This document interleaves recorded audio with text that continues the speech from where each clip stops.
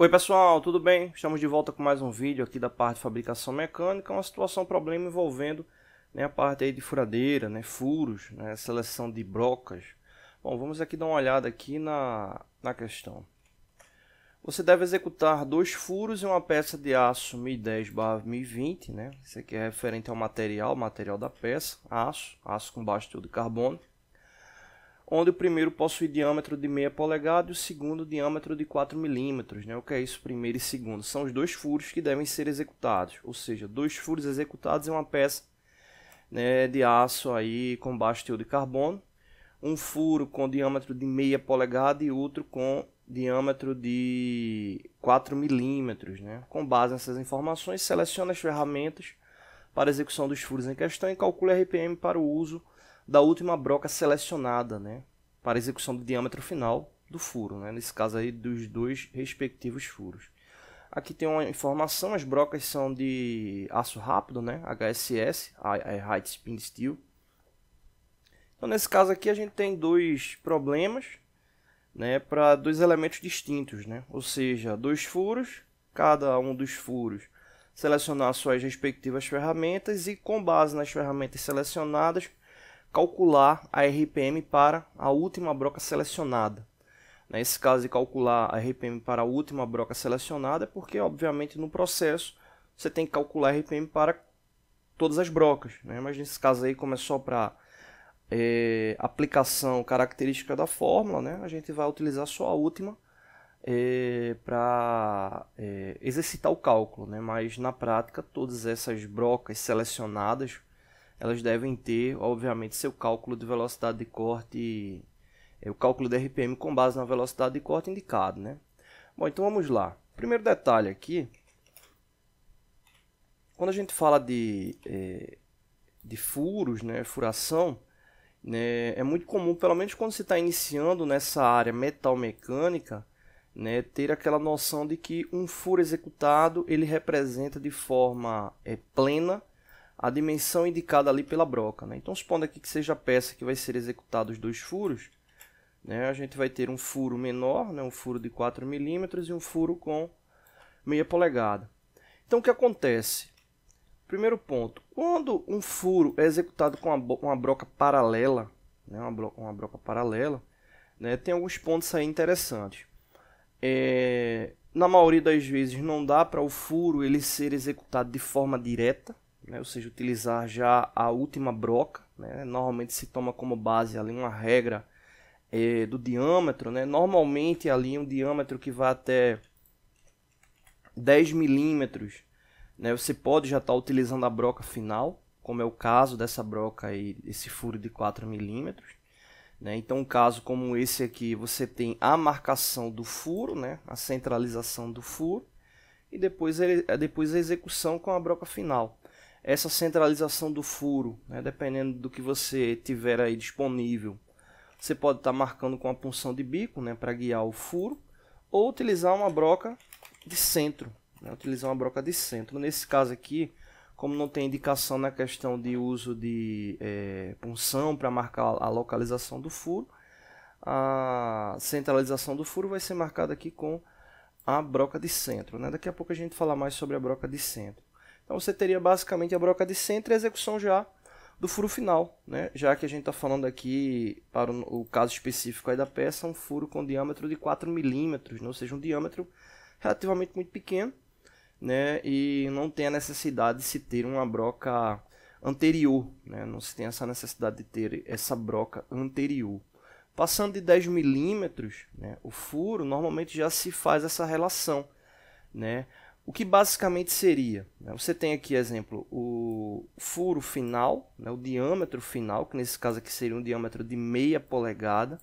Meia polegada, para quem não está lembrando, representa em milímetros 12,7 milímetros, ou seja, 12,7 milímetros ele já ultrapassa aqui os 10 milímetros, Então já se faz necessário ter um pré-furo. Esse pré-furo ele seria basicamente o que? Um desbaste, para a finalização do furo. Porque quando você faz um furo com o que a gente chama um furo em cheio, ou seja, um furo direto já com a broca final, a área de contato da broca com a peça é muito alta, né? Então você acaba tendo ali uma pressão superficial durante a execução do corte, né? Durante a usinagem muito alta, né? E isso aí pode ocasionar, né, um aquecimento, um aquecimento elevado na superfície de contato e, obviamente, né, tirar propriedades de corte da broca, né? Ou seja, ela vai danificar a aresta dela, né, e vai diminuir o poder de corte da broca, né? Isso é muito comum. Você está executando um ciclo lá, um ciclo que vai ter várias furações, né? Hora ou outra você começa a perceber que a pressão, principalmente uma operação manual, né, você começa a perceber a pressão de corte muito mais elevada, né, e obviamente ali o próprio acabamento do furo. Antes de apagar essa ilustração, um detalhe importante sobre essa questão de geometria, né, do furo, ele está ligado à condição dimensional, né? Porque quando você faz o uso de uma broca paralela, essa broca ela tem como objetivo realmente ali remoção de material e não acabamento. Então, um caso como esse, né, aí, se você executa, exemplo, um furo com a broca de meia polegada, né, que é igual a 12,7 milímetros, e vai fazer a medição do furo, você vai ver que tem uma oscilação, né? Para fazer aqui um esboço, né? Você teria aqui, exemplo, o diâmetro ideal, né, e na execução do furo, o que é que acontece? Você teria essas imperfeições. Obviamente não vai ficar dessa forma como está aqui no esboço, né? Ele vai ficar, obviamente, com uma aparência mais circular possível, mas na prática você vai ter essas interferências, né? Então o furo ele vai acabar tendo uma tendência a ficar com um diâmetro maior. Normalmente esse diâmetro maior varia de 5 centésimos até 2 décimos de milímetro, né? Aí você diz, poxa, mas por que eu vou estar utilizando uma broca para ficar com essa variação? Se eu estou utilizando uma broca de meia polegada, eu quero que o furo ele fique ali com meia polegada, né? Só que o uso das brocas, né, brocas paralelas, tem esse objetivo desbaste, né? Ou seja, a remoção ali do material. Aí você diz, mas e aplicação? Você pode estar utilizando uma broca como elemento, né, antes da execução final, pode ser a execução de uma rosca, um alargamento do furo, pode estar fazendo uma outra ação ligada ali, né, exemplo, vai para uma peça cilíndrica, uma peça para ser torneada internamente, você pode estar fazendo ali a execução inicial dos furos, né, para poder garantir a passagem de uma ferramenta para torneamento interno e outros processos, né? Exemplo, você vai fazer furações em uma chapa para prender com parafusos, né? Você não vai estar utilizando, exemplo, um alargador para dar acabamento ali no furo. É diretamente ali com a broca, né? Porque o objetivo da fixação de chapas ele está no contato axial, né? Causado ali pela porca, a arruela, a cabeça do parafuso, enfim, sistema de fixação. Então, as brocas, né? Eu me lembro até de uma matéria que eu vi, acho que em 2012, 2013, que falava que o principal processo de usinagem, né? O principal não, né? O mais utilizado são as furações, né? E até no dia a dia, né? Se for observar, é muito comum o uso aí de execução de furos, né? Principalmente aí para essa questão aí de iniciar, né, um processo de usinagem, o qual vai ter outras ferramentas subsequentes.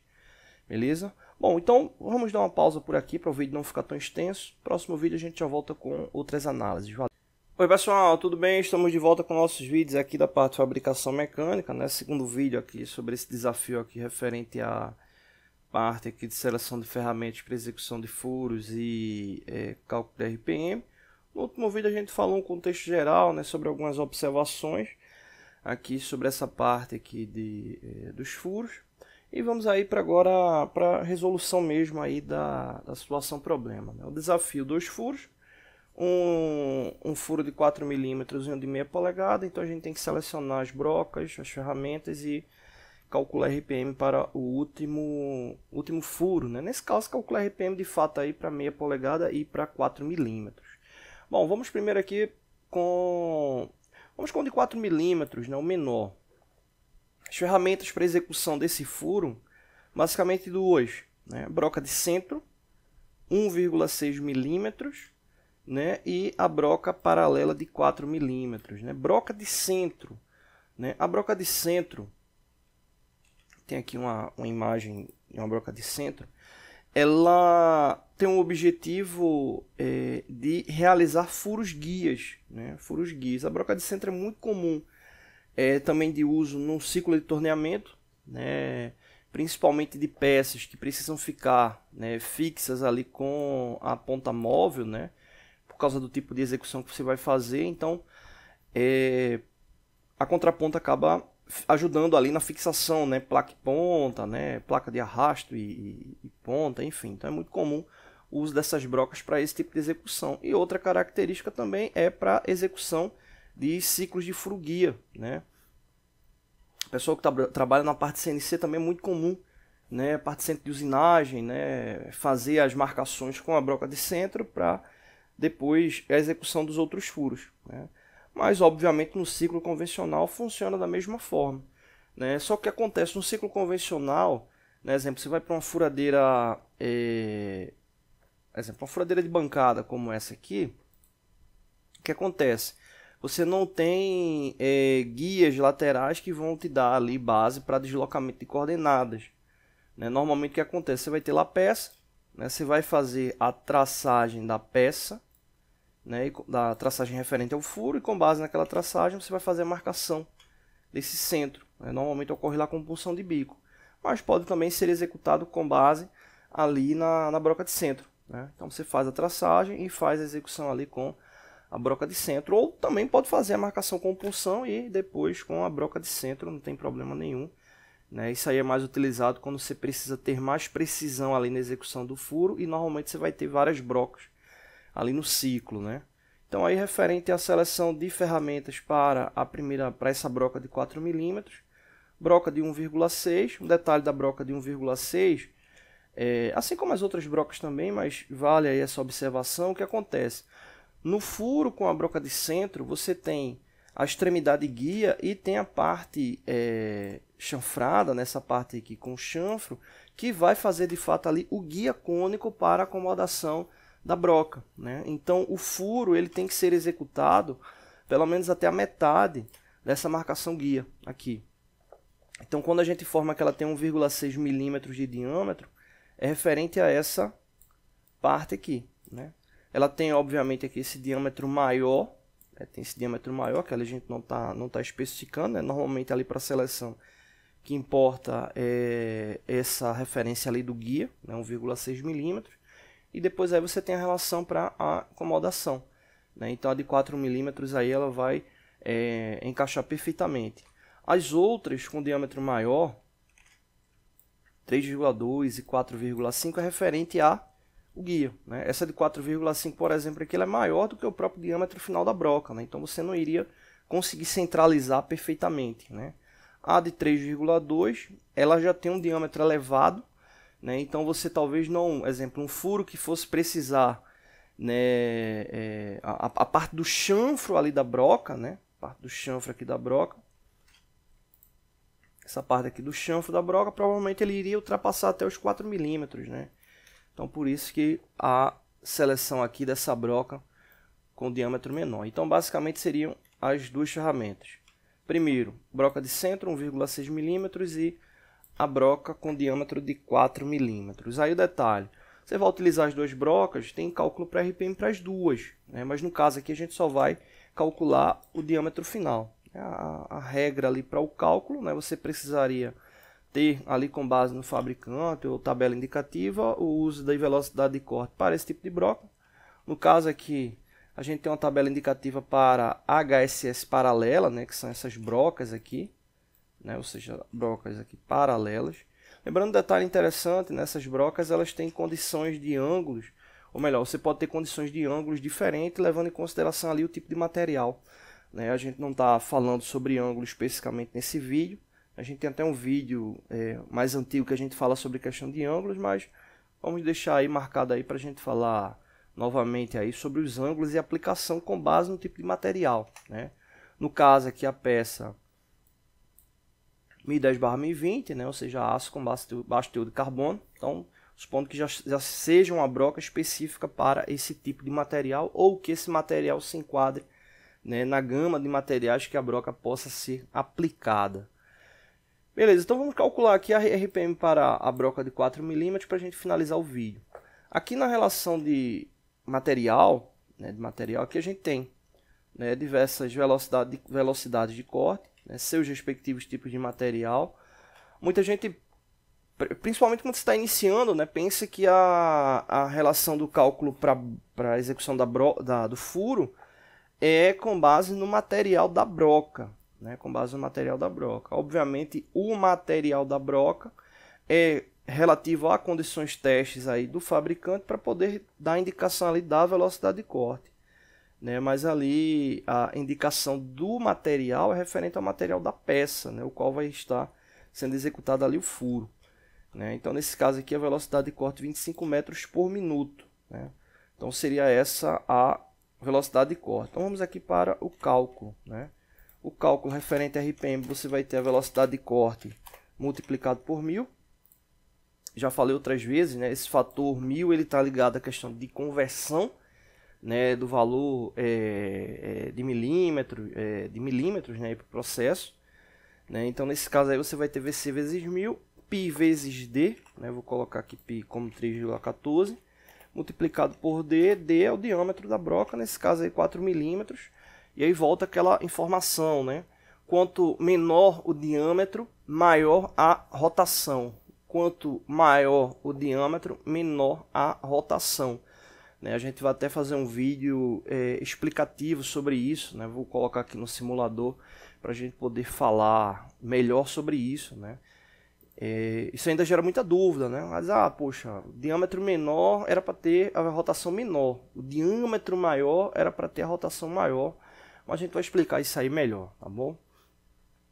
Beleza, então nesse caso aqui a velocidade de corte, substituindo, a gente já verificou que era 25 metros por minuto, né, com base ali no tipo de material. 25 metros por minuto, né? E aqui o D, o diâmetro, a gente substituiu pelo diâmetro da broca, que foi 4 milímetros. Né? Então você vai ter 25 multiplicado por 1000, vai dar 25.000. E aí você vai ter 25.000 dividido por 3,14 multiplicado por 4, né? 25.000 dividido por 3,14 multiplicado ali por 4. Né? Vai dar 1990. Né? N igual a 1990. Né? Brocas que são de outro tipo de material, né? Principalmente com cobertura, né? Ou de metal duro, né? Ou brocas com insertos intercambiáveis, normalmente as indicações de velocidade de corte são bem mais elevadas. Né? E aí você tem rotações indicativas muito mais elevadas, obviamente, na maioria dos casos não são processos indicativos ali para um ciclo de furação convencional, né? Utilizando uma furadeira de bancada, uma furadeira de coluna, né? Que normalmente não atinge essas rotações. Nessa rotação de 1990, inclusive é uma rotação elevada, né? Dependendo do tipo de furadeira que você for utilizar, não vai encontrar essa indicação. Né? Você pegar arquivos mais antigos, né? Referências, o que é que vai trazer? Utiliza a primeira rotação ali menor, seria subsequente, né? Menor, né? Por exemplo, você está com a furadeira que a rotação máxima dela é 1400. Então se é 1990 o cálculo, utiliza 1400. Tem que tomar muito cuidado com isso. Muito cuidado com isso. Por quê? É uma diferença muito grande ali de rotação, né? A gente está falando aí de uma diferença praticamente aí de mais de 25%, né? De diferença ali da rotação indicada para a rotação que vai ser aplicada. Né? E isso aí a gente sabe que impacta diretamente aonde? Se você vai ter uma rotação menor, a velocidade de corte vai ser menor. A tendência de desgaste precoce da broca é muito alta. Dependendo do tipo de rotação que você for utilizar, que não seja adequado, a pressão de corte vai ser tanta que vai quebrar a broca. Né? Então, muito cuidado com isso. Né? Fez o cálculo ali indicativo, faz um teste base. Né? Se você tiver ali uma diferença grande ali referente à rotação, porque você pode ter sérios problemas aí durante a execução. Né? Bom, então é isso. Fica aí essa rotação aí para a broca de 4 milímetros. Valeu! Oi pessoal, tudo bem? Estamos de volta com mais um vídeo aqui da parte de fabricação mecânica, né? O terceiro e último vídeo referente aqui a essa parte de furações, né? Que no caso, no último vídeo a gente já fez a seleção de ferramentas aqui para o furo de 4 milímetros e agora vamos para o de meia polegada. Beleza, então vamos aí primeiro para a seleção das ferramentas. Nesse caso aqui, para o de meia polegada, a gente vai utilizar a broca, né, a broca de centro. Vamos utilizar aqui a broca de 3,2 e vamos utilizar aqui a broca de 6 milímetros, né, 3,2 para acomodar bem a broca de 6 milímetros, né, que seria da sequência, e de 6 milímetros, né, seria aí uma relação aí de praticamente a metade, né, da área de contato da broca de meia polegada, né? Então seriam as três brocas, 3,2, a broca de centro, 6 milímetros, né, e por último aí a broca de meia polegada. Se você não faz o uso dessa broca aqui intermediária, o que é que vai acontecer? A área de contato muito grande ali da ferramenta, né, indicativa, né, e aí você pode ter aí esse sobreaquecimento, né? Então, até 10 milímetros ali dá para você fazer tranquilo ali com a broca já final, mas passou disso aí você começa a ter dificuldade. E quanto maior o diâmetro, maior a dificuldade. Você pode até dizer, mas a de meia polegada, 12 milímetros é pouco, eu consigo fazer ainda. Consegue, não tenho dúvidas que você consegue fazer direto, mas é aquela relação do desgaste ali referente à aplicação da broca, né? Então fica aí as três indicativas e aí vamos para o cálculo da rotação, né? Um detalhe, algumas pessoas perguntaram na tabela o que era esse FF macio e FF duro. Ferro fundido macio, ferro fundido duro, beleza? Então aqui aço 1010, aço 1020, né? Baixo teor de carbono, médio teor de carbono, aqui ele já está com um pouco mais elevado aqui, 1050/1060. Observa que a velocidade de corte aqui vai diminuindo, né? Materiais com resistências diferentes, né? Ou seja, aqui de um mais baixo para um mais alto. Aqui ferro fundido macio e ferro fundido duro também, né? De um mais baixo para um mais alto. E aqui cobre, latão e alumínio, três metais não ferrosos, né? Observa aí que a velocidade de corte indicativa aí para o alumínio é uma velocidade de corte bem elevada, né? O alumínio aqui ele está indicando 55 metros por minuto, né? Aqui o aço ele está com 25, né? Ou seja, 55 metros por minuto, a rotação, a velocidade de corte é mais do que o dobro, né? Então seria uma rotação bem elevada aí para execução. O que acontece? O alumínio ele tem uma fluidez, né? Uma maleabilidade muito alta e ele tem um ponto de fusão muito baixo, né? Então o alumínio ele tem um detalhe que ele é muito macio ali para execução, né? Ele tem um ponto de fusão baixo, né? Então você vê, né, aquela deformação plástica, né, ali do material ocorrendo, né, praticamente de forma líquida, né, tendendo a essa base, e ele acaba solidificando muito rápido, né, na broca, né? Então acontece muito do alumínio ficar encrostado, né, nos canais de saída do cavaco.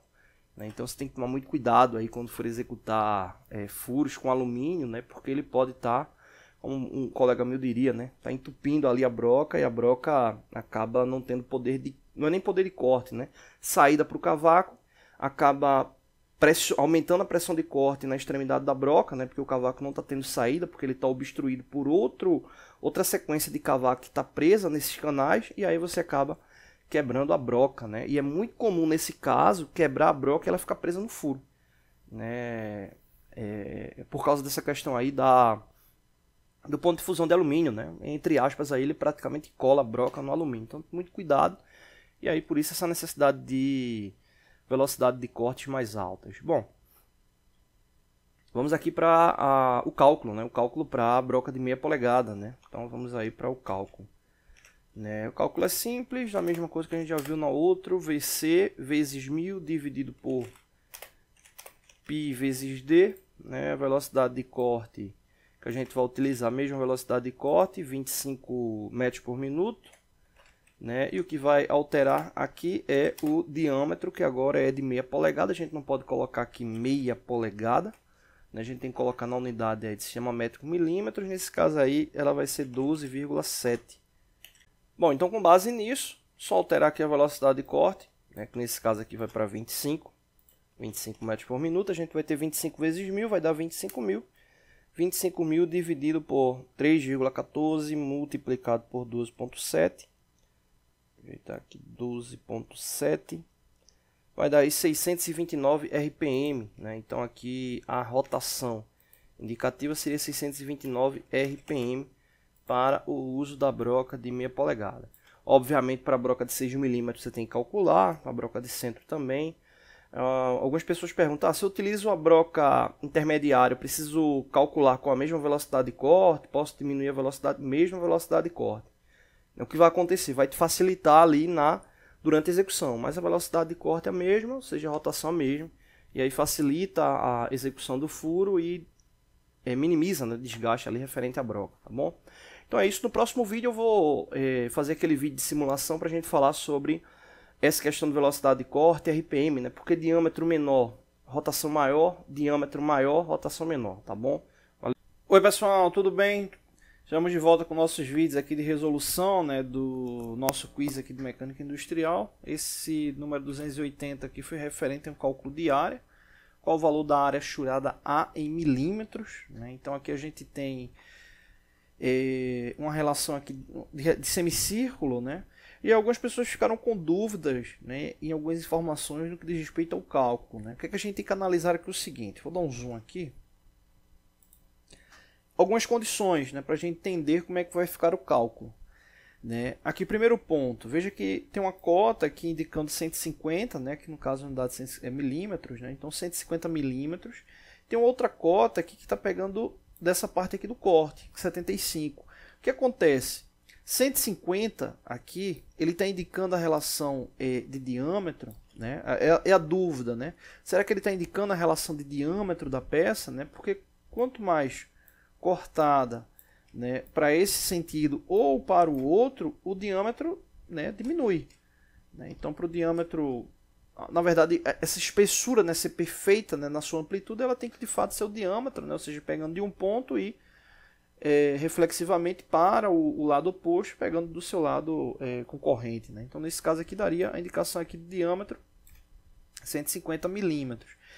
E aqui a gente pega essa referência aqui, ó, né, de 75, ou seja, essa referência aqui é que nos dá a base para de fato garantir, né, esse valor no que diz respeito aí ao diâmetro, né? Como a gente tem aqui informado referência aqui do diâmetro 150 e aqui diâmetro de 50 aqui de baixo, então aqui garante que esse corte, né, ele está de fato pegando ali, é de fato o diâmetro da peça, né, o diâmetro da peça, então não tem errado, diâmetro 150, e aqui tem esse outro menor, né, que no caso aqui ele está pegando aqui diâmetro de 50, e aí é importante a gente ficar atento com isso, né? Ele é diâmetro de 50, mas aqui a gente está levando em consideração que o raio, né? Nesse caso aqui, o raio é 25, né? AR25. Então, você deve tomar cuidado aí com essa interpretação. Então, basicamente aqui para o cálculo, qual é a estratégia, né? A gente pode calcular o diâmetro, a área total para esse 150, né? Para esse 150, calcula a área total para ele, depois subtrai desse diâmetro de 50, né? Calcula a área de 50, subtrai essa área para o de 50 milímetros, e aí o que é que a gente faz? Quando você subtrair um em relação ao outro, né? A área que vai ficar é essa área aqui marcada de vermelho, e aí quando você calcular a área de 150, calcula a área de 50, subtrai um em relação ao outro, vai ficar só essa área churada, é só dividir por 2. Ele está pegando exatamente ali na metade, né? Então, fazendo isso, você vai chegar exatamente ali ao resultado. Nesse caso, aí, o resultado é de 7.850 milímetros quadrados, né? Então, vamos aí fazer o teste aí rapidinho aqui. Vamos calcular aqui rapidinho. Então, 150 milímetros, né?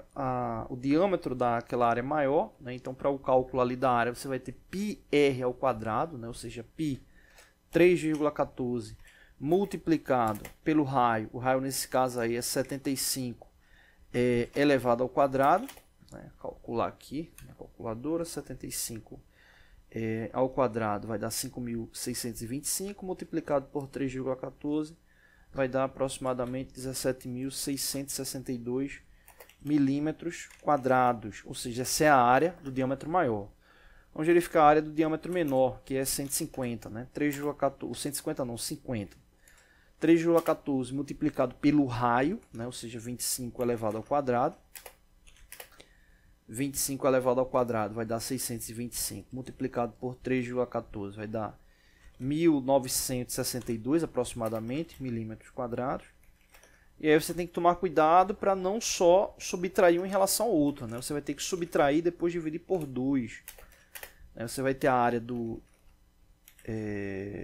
semicírculo maior menos a área ali do semicírculo. Na verdade não era do semicírculo ainda, né? Aí a gente está levando em consideração a área como se fosse total, né? Então aí você vai ter um subtraído em relação ao outro, né? Então você vai ter 17.662 menos 1.962. Nesse caso aí vai dar 15.700, né? Então essa área aí seria daquele círculo com um furo, né? O círculo maior com um furo. Então aí é só pegar 15.700 e dividir por 2, né? Vai dar igual a 7.850 milímetros quadrados, né? Então pegar aqui 15.700 e dividir por 2. Você perguntar, mas por que dividiu por 2? Vou voltar lá. Vamos marcar aqui esse resultado, 7.850 milímetros quadrados, né? A letra A. Por que divide por 2? Né? Porque a gente calculou a área como se esse elemento aqui ele fosse completo, né? Como se ele fosse assim. Círculo total, calculou a área do círculo total, que foi de 150, calculou a área do 50, né? Do diâmetro de 50, subtraiu um em relação ao outro, né? Ficou só com essa área aqui achurada, né? Sem essa área aí central, que seria o furo.